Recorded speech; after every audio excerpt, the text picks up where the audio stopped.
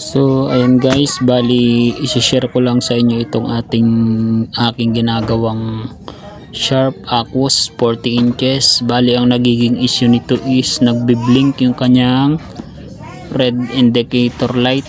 So kapag ka mga ganyang issue is ang nagiging dahilan ay ang kanyang backlight or backlight inverter.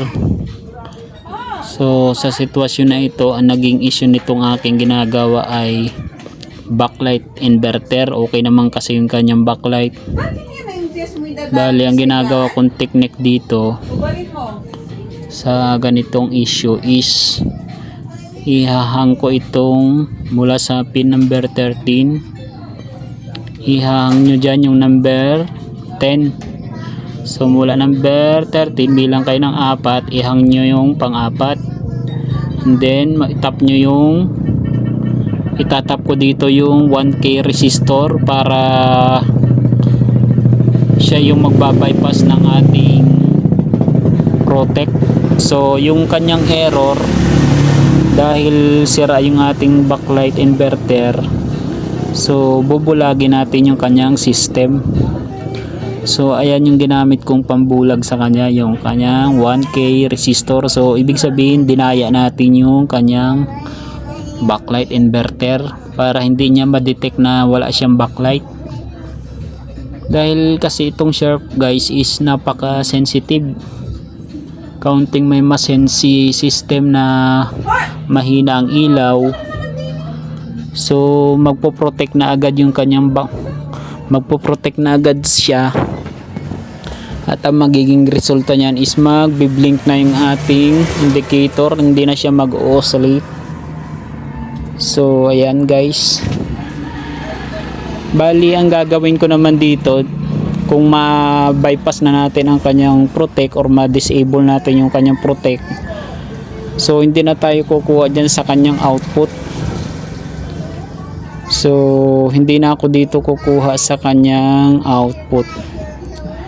Bali, so ayan guys yung ginamit nating resistor so bali itong ating backlight is gagamitan na lang natin siya ng external backlight driver, then gagamit na lang tayo dito ng trigger relay or relay para sumabay yung kanyang pagbuhay dito sa ating panel. So kapag nag-on ang ating system, ilaw na rin yung kanyang backlight. So ayan, pakita ko sa inyo guys. So hindi natin na ipatayan kaya nagkulay green na agad siya. So ayan, hindi naman siya nagbi-blink dahil naka-bypass yun sa ating protect. So kung mapapansin nyo, wala yung naka-output na, wala naka-load na backlight.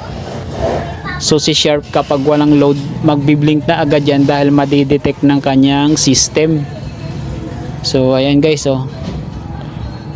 so testingin naman natin siyang i-standby. So patay natin and then kapag so kung mapapansin nyo, naka red light siya, then i-plug in natin. Kapag okay itong ating board, dapat hindi siya mag-green, or kapag nag-green, ibig sabihin sira na yung sa ating memory. Ayan, kung mapapansin nyo, nag-red indicator lang siya at hindi man siya nag-oscillate. Saka pa lang siya mag-oscillate kapag na-press natin itong kanyang switch button. So ibig sabihin good pa itong ating mainboard. So nag-oscillate pa siya ng maayos. So bali ayan guys yung technique lang na ginagawa ko kapag nagbi-blink itong ating Sharp. So napaka-sensitive talaga niyang Sharp na yan. Kaya minsan ang ginagawa na rin natin dito is nagpapalit na lang tayo ng China board. So ayan, okay na yung ating unit guys.